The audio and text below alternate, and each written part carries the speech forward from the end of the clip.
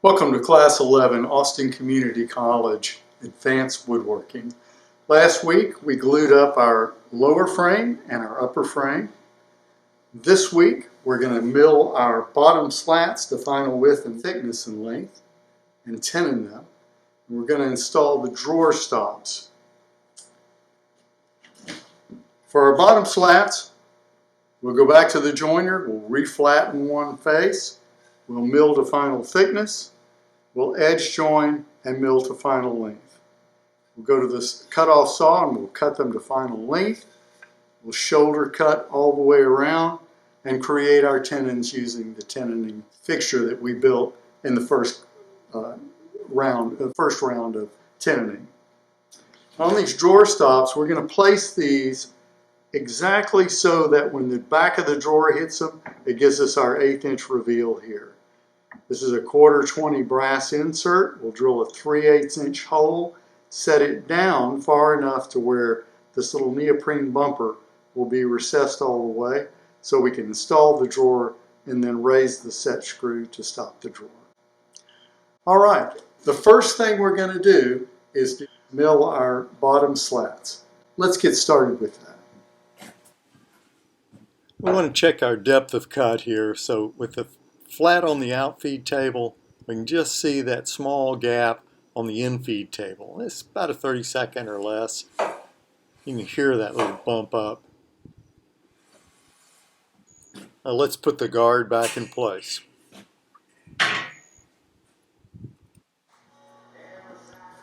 We'll turn the machine on. Open the dust chute. And move the fence over to cover most of the cutter head, so we've got just enough exposed that we can use. We're going to sight down it, pick the concave side, pencil so that we can see if we've cut all the way. Start into the cut. Not a lot of down pressure here. Once we have enough on the outfeed table, we'll apply pressure. Now we can put as much pressure as we want on the outfeed table, but if we push hard down on the infeed table, we distort the board and kind of negate what we're trying to do, which is to flatten the piece. Again, I'm picking concave side. Start slowly into the cut. Once there's enough on the outfeed table, I'll transfer down pressure there. The backhand is just coaxing it forward. Slight down pressure, but not a lot, so that you don't distort the board.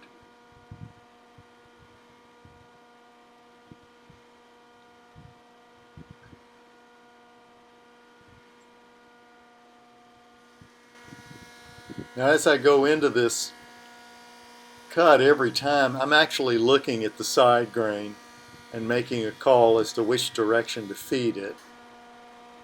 That's something you'll get used to. If you're hearing chipping and chattering, you know you're going against the grain. Turn the board around for the next pass. These boards are all pretty flat to start with. This cherry is pretty stable, and so I'm just having to make one little pass just to clean up and get that flat. These were from probably our second or third class when we roughed this stuff out.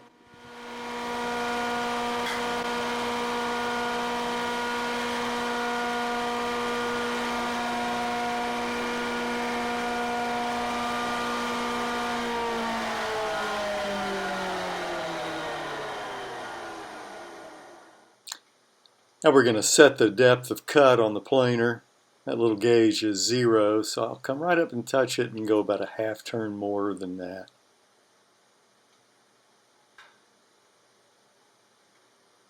Okay, now I'm going to position myself to be able to feed these one after another so that the snipe going in and out is minimized. What that does is it doesn't let the pressure bar come down. Everything stays pretty consistent. A planer like this is feeding with rubber rollers. You can take very small cuts. Check my measurement. I'll go about a half turn more. Get a 32nd of a cut. Remember, we're taking equal amounts off of both sides. So we flipped them over, and now we'll run them again.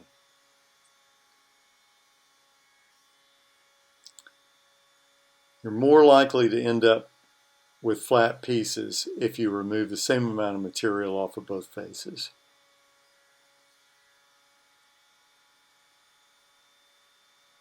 Okay, let's check our measurement, see what we have here.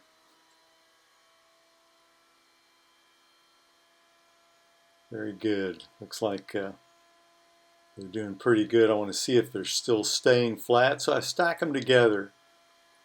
We have one more 32nd of an inch to go, so another half turn. This will be the final pass. Obviously, we speeded the camera up here.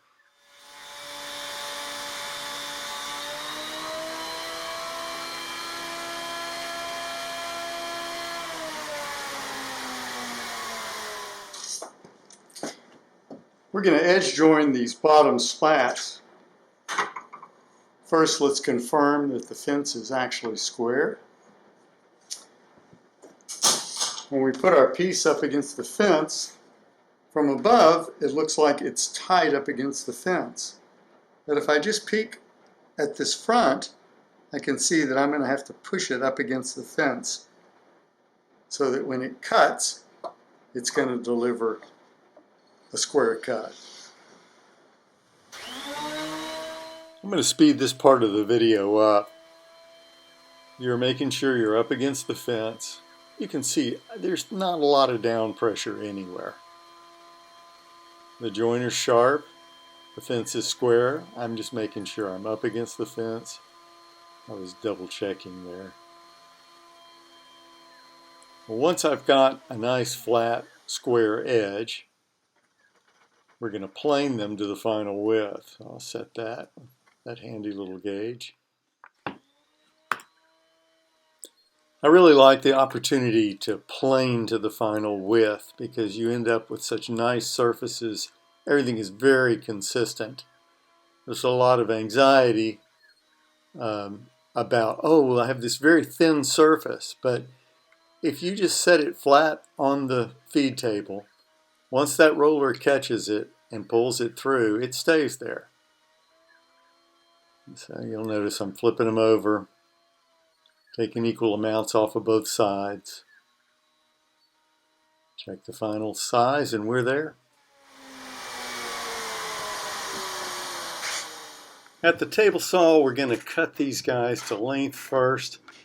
We need to make a trim cut, and just for convenience, they're all the same. I stack them together and make that trim cut. Now I'll set my stop to the nominal, and we'll cut them to length. When you've got identical pieces like that, it's really quite convenient to make that first trim cut all together. Now we're plotting our tenon length and just checking to make sure that it gives us the shoulder-to-shoulder length we want. We'll clamp the outboard stop in place, drop the blade, raise the table in this case, to the 1/8 inch depth of cut. Test that. Got the stops, and you see that's an outboard stop. Often use an outboard stop when tenoning because you'll have different length parts. Now in this case we could have used an inboard stop because all four are the same length. It's kind of a habit. Checking to see, are we cutting deep enough to yield that 3/8 inch tenon. I like to kind of overcut just a little bit. Give a place for the glue to squeeze into and prevent you from having to clean that shoulder up. Now the edge cut is going to be 1/4 inch deep, so we'll raise the blade, check it, adjustment, Now we're ready to make that 1/4 inch deep cut on the edge. Check it. Yeah, looks good. We'll finish up. All right. We are ready to now go to the bandsaw and cut the cheek. The nominal size of our mortises is 3/8 of an inch. We're going to use this piece as our shim to create the tenons. So we're going to want that 3/8 of an inch plus the thickness of the bandsaw curve. So about 7/16 is more or less what we're shooting for. Now that we have a shim, we're going to run a test piece. You'll notice I keep the same side against the fence. Now put the shim in. Didn't turn the piece over. So that offset plus the blade thickness gives us the tenon thickness. I'll just cut the shoulders off on the bandsaw and just go test, because we're just looking right now for the thickness of the piece.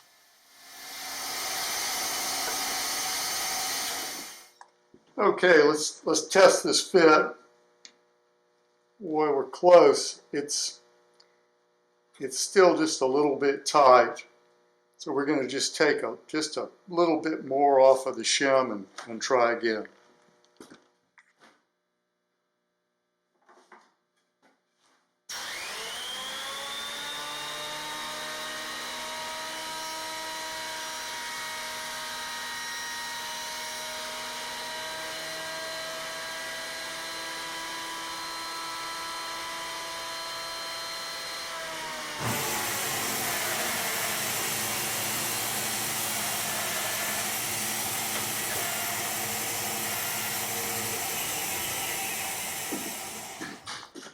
Let's test this fit.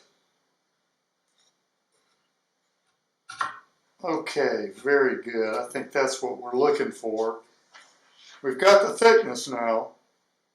Our next job is to place that tenon in the slat exactly where we want it. I'm going to move this fence and kind of toggle back and forth. I want that tenon in the middle of this slat. So I'm looking at the space between the blade and the shim. And I'm looking at the space between the blade and the edge. It looks like I can move the fence just a little bit more this way.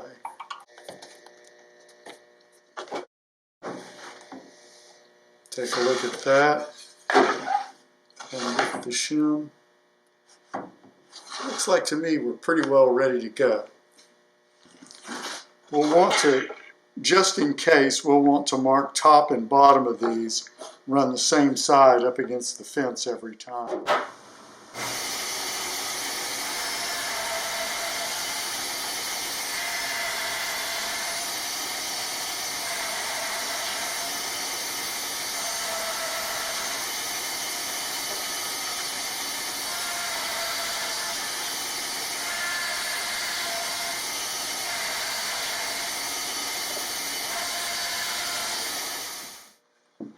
Our tenons here are 2 3/8 at this point. Our mortise is 1 7/8. So we've got a 1/4 inch and a 1/4 inch to remove, and we'd like that to fit snugly. So we're going to set up on the bandsaw to drop off these 2 ears. So let's adjust the fence, and we'll take the outside 1/4 inch off. Just going to make a little nick just to see if that's the size that I want. I'll do a visual check. That's where I'm going, then we'll go ahead and cut them all.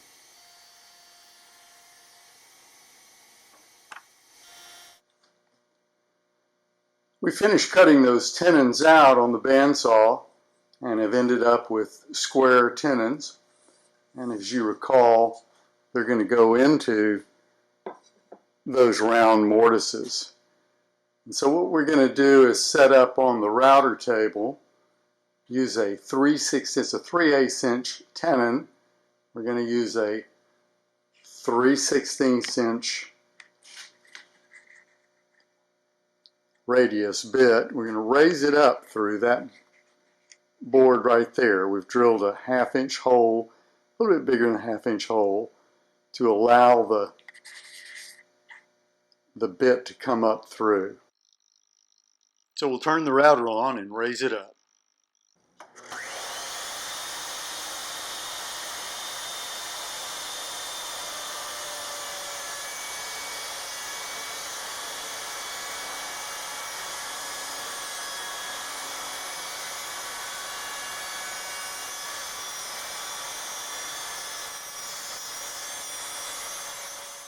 We're going to stop just as the bit emerges, and you can see that. And we'll run a little test to see if the bit is at the correct height. And if that's satisfactory, then we can begin to round our tenons. Running up against the bearing and going to the stop of the fence.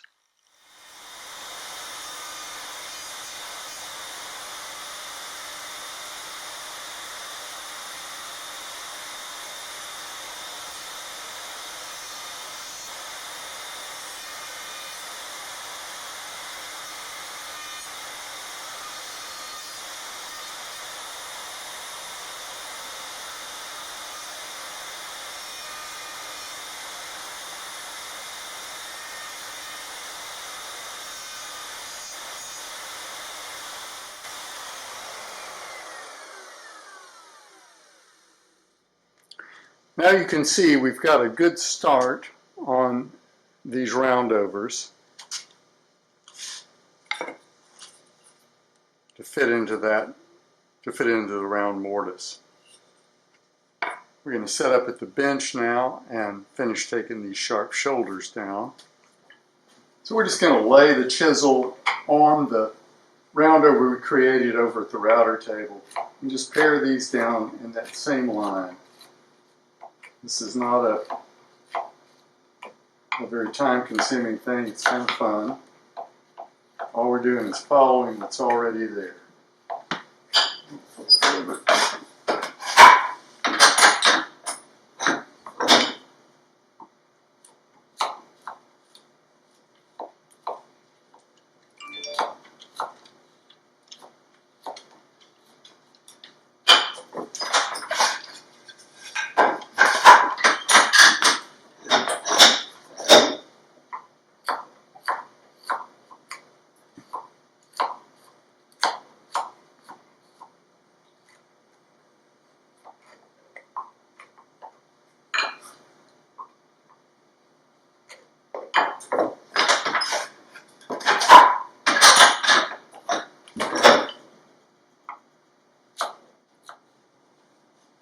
Alright, so we'll go through that same process with all 4 of them.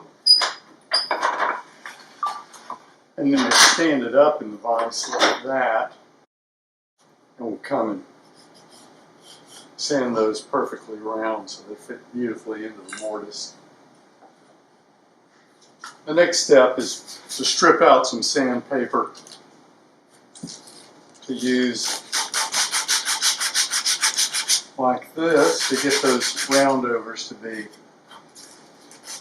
a nice 3/8 inch radius roundover. So I'm looking at what is there and making slight adjustments to it.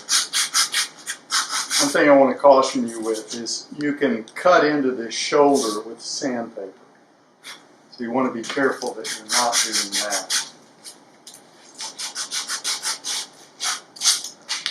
That is all it takes.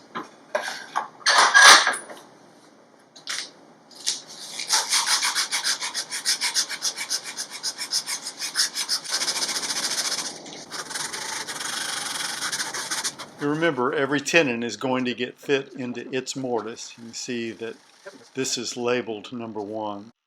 Our next step is going to be to install the drawer stops. The drawer front drawn there is 5/8 of an inch thick. And you can see the brass insert that we're going to be drilling in and the neoprene bumper that will sit on top of the set screw. So the first step is going to be to figure out how far back that is. We want it down so that the neoprene bumper sits below the surface. And so we're countersinking that brass insert down the depth or the height of that neoprene bumper. So our distance back is really to the center of that neoprene bumper, just over 7/8 of an inch from the face. We're going to make a mark that we can see and go over the drill press and set up. We're going to set the bit to just the point is going to go through the wood, and we're going to drill from the back side and then flip over and finish the hole from the front side.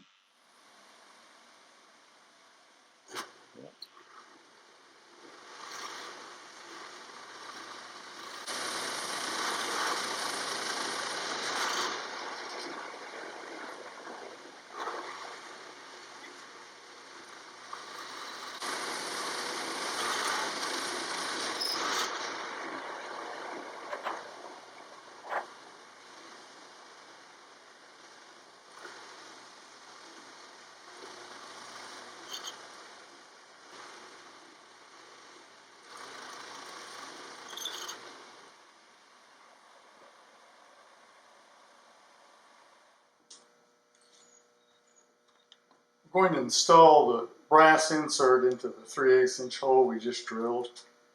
Put a little wax on that. You want to keep your pressure firm and as vertically as you can.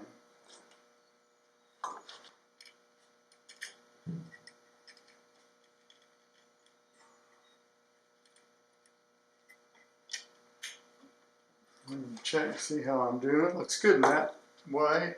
Could come back a little bit.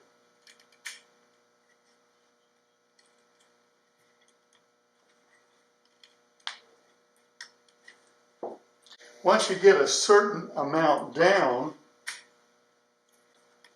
you can just concentrate on the force that it takes to seat it. And you notice I've got this little brass ring here that kind of presses the wood down that we tore up as it started. So now the brass is exactly flush with the top of this, and we really want it to go down until this neoprene bumper will back down in there.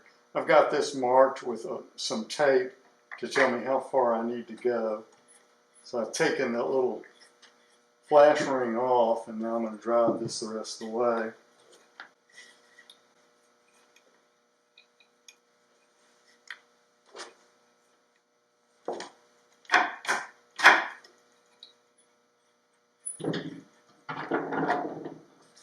Just going to double check that that's deep enough. Oh, yeah, that's good. Put this little washer back on.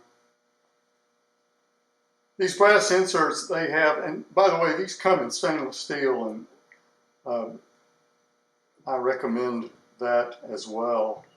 They have a cut for a screwdriver, and then they have a smooth side. If you put that cut towards the top like that, as the going gets tough, it spreads those and you can't get it in. So I always put them in with the flat side to the driver, like that. I'll put in the second one.